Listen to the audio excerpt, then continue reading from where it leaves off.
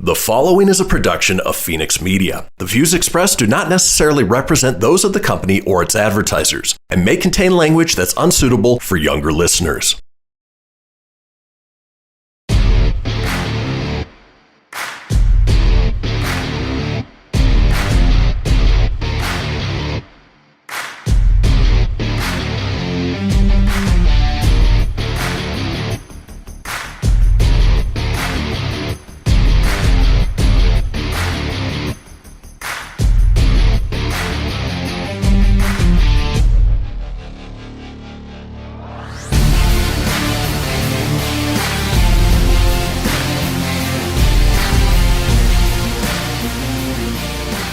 Welcome back, everybody, to You Bet Your Ass, a Patreon exclusive podcast where we cover the week's biggest sports bets. Of course, we are broadcasting live from the National Automobile Museum here in downtown Reno. If you want tickets or information about the Auto Museum, just head over to automuseum.org. Now, I'm Kristian Fenix. Along with me is the Greg Olson to my Kevin Burkhardt, the G-Man. How you doing, G-Man? Oh, more contemporary now, huh? Yeah, keep it in like yeah. That's true. And I like Greg Olson as a color commentator. I liked him as a player. He worked hard, you know. And you don't get the tight end insight all that often. Yeah, I mean, the guy was all pro. You know, obviously played in 2 Super Bowls. Didn't he play in 2 Super Bowls? I believe so. You know? One I know of. One for sure with the Cam. Broncos, yeah. Yeah, and was he there with the first one? With, no, that would have been too long ago. So, but anyway, yeah, guy's solid. So yeah, and he does a good job. Yeah, I don't think since John Lynch have we had another tight end commentator. So, John Lynch. Yeah. John Lynch, he was a safety. He was a safety. Yeah, you're right. He wasn't a tight end. Yeah, I should know that. I'm a Broncos fan. You made me think on that one. Yeah, he's built like a tight end. He is, man. The guy he bring the bricks. Not quite like Ronnie Lott. Ronnie Lott couldn't even play in these rules today. No, he'd be considered a dirty player. That's just sad. But he was fun to watch. That's sad. For sure.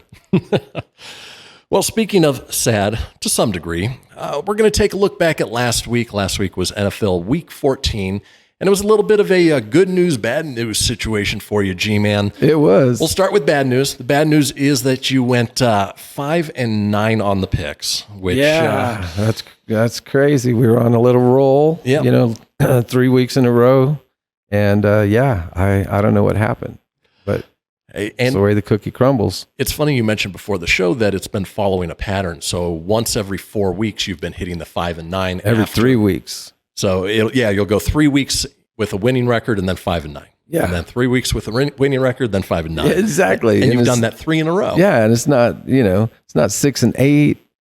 You know, it's not 4-10. It's 5-9. It's 5-9. I mean, it could be worse. Yeah. You know, there's still a couple digits that we could go down, but you know, it's not what I'm used to, but it happens. So, and overall still above 50%. So 50.96%. So still a winning record overall.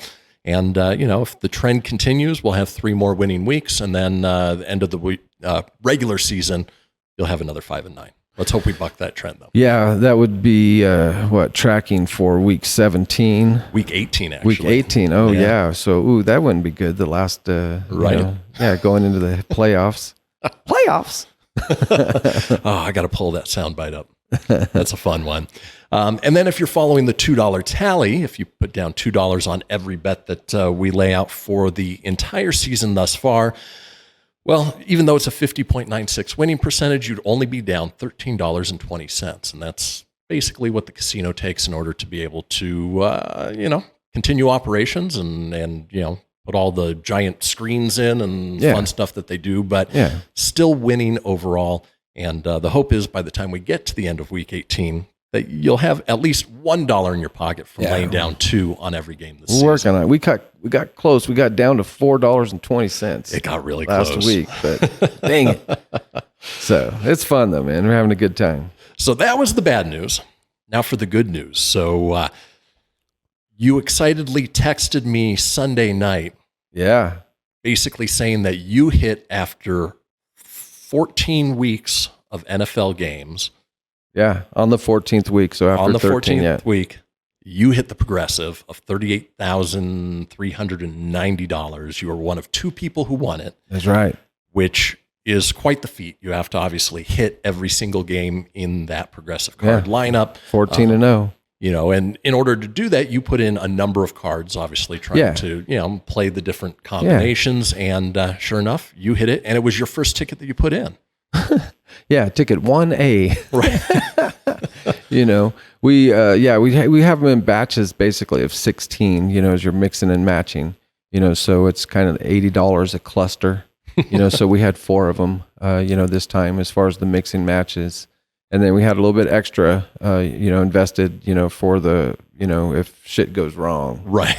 Bets, and stuff. Your own insurance. Yeah. And so it was a pretty fun day. The way that it came out, I had to kind of sweat out the Browns ending. Mm-hmm. And there's always 2 or 3. There's always 2 or 3 games, that could hang in the balance, and you're just fortunate enough to get through those, at least with my strategy. And it doesn't matter any strategy. It's just the way that it is. There's always going to be a handful of morning games, whichever side that you picked. Before you can circle it, there's some little butterflies, some angst. Not really so much in the morning games, but in the afternoon games. Once you make it past those first wave of games, if you're undefeated, fortunate enough to go undefeated. I mean, I had a stack like this that was at least an inch thick, right, of cards that were all correct. But they just had the remaining games all the way through Monday night, mixed and matched. And the 2 games that were remaining is I needed the Chargers to win at home against the Giants, which they did, and the Broncos to win at home against the Lions, which they also did. Right after Demaryius Thomas, the news was announced, and you knew that they were going to be primed for that, dedicating the game to him and everything. And they were. And it just smashed. And so, once that was done, by the time the afternoon games, regardless of what happened Sunday night or Monday night, I had all the cards, for whatever events may have transpired. And I'm sure that's a great feeling to sit back by the end of the day Sunday to be like, I got this in the bag. It's done. It was fantastic. You're not sweating it out. It's the way to do it. Right. Not coming down to a contentious Rams-Cardinals game. Mm-hmm. You're calm. You're collect. Yep. The only thing that sucked was you did have to split it with one other person who happened to hit the same week you did. Yeah, I was happy to do that though, because if the Cardinals would have won, we would have split it with. I would have split it with 3 other people. Oh, so that was good that the Rams won. There was basically a $10,000 difference between if the Cardinals won and the Rams won. Wow. Yeah. So in all, you walked away with 20. Oh, it was a little over 20 grand. Yeah. Yeah. So it just goes to show, you play things right. You listen to the strategies that we give, on this show, and you can win big. And you pick your poison. And again, I mean, it's a very unique niche bet, that's done. But the Pepper Mill does it here locally. William Hill, the world's largest sports book, they do a progressive. They actually have it at 15 though. They make you pick 15. Interesting. And but they start the jackpot at a higher level. Okay, so it's harder to hit, but you win more if you do. Yeah. Very cool. So it's a fun little bet, And then what I do a lot of times too is, especially like if you say that you made it through those morning games, and then if you have like favorites, like let's say there's normally like 3, maybe 4 afternoon games at the most, but there's normally 2, 3 games, and so if you look at them just like, oh man, these afternoon games, they're all favorites. And so that means that on the other side, you're getting points. And so if you don't have a team mix and match, that's when you would probably want to hedge. Okay. A little bit. Put a little money on the other side just in case things go wrong. And then sometimes what happens is the team that you picked on the progressive still goes through, but it's a close game, and you win that little side bet. And so it's a nice little juice. And then if the bad thing happens where that team actually wins, then you offset your investment, a little bit. You offset your losses. Makes a whole lot of sense. Now, before the show started, you also dropped a little nugget of information on me that not only were you the first person to win the progressive of this season, right, but you were also the last person to win on the last payout, which was how long ago? I was one of, I think, 4 people last year. It was the final game of last season. 2 seasons ago, right? No, it was the final game of 2020. It was last season. Okay. Yeah. So I got basically a check for, I think it was $5,800 January 3rd, and this one. Yeah. And so I got to claim them on my taxes this year. But that's all right. But they said they'd never seen that happen before. They said it's never happened before. That is crazy. It's never happened to me. So certainly never happened to me. I tend to believe them. Right. But so hopefully I'm not being so successful that they stop it. Right. I'm just like, we used to do this progressive, but this G-Man guy, he kept winning it. So, right. It got old. His ties with MIT or, somebody in his ear, whatever it may be. But, it just takes a whole lot of research and a little bit of luck in order for these things to pay out. Exactly. Like I said, little niche, you've got a person that has a lot of experience in the sport itself and a bunch of different realms. Not everybody plays at a fairly high level, then coaches, for 15 years, right. More than half of a quarter of a century, and then officiate, for 7 years, and then be involved with sports betting for 25 years, So again, it's, as we mentioned before, it's not an exact science, but, and they get my money sometimes, but we try from a money management standpoint not to, make it so difficult. Exactly. I mean, not so easy for them to get it. Yeah. Difficult on you. Yep. And actually, that ties in really well to the disclaimers that we like to give. We do this show for entertainment purposes. Only, with sports betting, we strongly recommend you don't bet anything more than you're willing to lose. Don't go out, second mortgage the house, borrow money off of people that you shouldn't be borrowing money off of because you've got a sure bet or because the G-Man told you to bet one way. We certainly endorse responsible gambling and do it for fun. It's the only reason I do it. I don't do it to try and win. I do it because I enjoy learning more about the game, how things are going. It ups my fantasy football game. And, that's where I really like to play because now you can get into like individual player stats. But, it's, again, one of those things that, if you feel like you've got a problem with gambling, sports betting, whatever it is, we recommend that you seek out help. And there are plenty of hotlines. In fact, the NFL even started putting out a regular commercial on there with former coach. Oh, it's going to bug me. Oh, Steve Mariucci. Mariucci. Yeah. I wanted to say Spagnuolo, but it's not. Yeah. And so check it out, but definitely, bet within your means. Yeah, it's the same. It's just basically basic life choice decisions that you do all the time. If you have I don't even want to give those guys pub, but if you have, say, a fast food restaurant budget, you know what I mean, and you're making bets, based on the best steakhouse in town, you know what I mean. That's not a good idea. Does that analogy work? It's a good analogy. It's not bad. Yeah, know. So just take it easy. I never tell people what to bet. I think what we do here is like, of course, I'm involved with it. From a sports betting standpoint, it's kind of like my chosen poison, and so it's like basically as these events are unfolding for those that are interested. It's kind of like I go through the numbers and just like if I were to bet on this game, this is what I would do and why. And most of the time, especially with the progressive, I do have that action. Mm-hmm. You know what I mean? Where and sometimes, as we point out, a little information comes in after the show, that may alter. It seems to happen every weekend. Or this late developing news, you know what I mean? So that creates its own challenges. So, but that again is a good reason why to be able to have a sports book in your hand that you can actually watch the stuff before kickoff and not even have to go down there, anymore. Right. Make changes on the fly. And actually that brings us to the second part that we like to talk about is the in-play disclaimers, because when this show is put together and put out, it is midday Thursday. So we've only got so much information. Now, this week's a little bit different because we have 2 Saturday games. So that's cool, which is pretty neat. But I love that. For the most part, you've got 3 days before the next series of games minus the Thursday night game. And so things can change. And that's where having the in-play, having, these mobile apps is great because then you can make changes on the fly based on new information that comes out. I mean, new information has been flying left and right, especially this week between sickness and firings and all sorts of things along those lines that who knows what's going to happen in the next 3 days. So, do your research, make your changes on the fly, but just know that everything we're giving you guys is up through midday Thursday. And even at that point, we're still above 50% on the winning percentage. So I like it. Not too shabby, too shabby at all. All right. And then as we like to do in each show is do our kickoff pick. It is our freebie pick for our free preview watchers and listeners.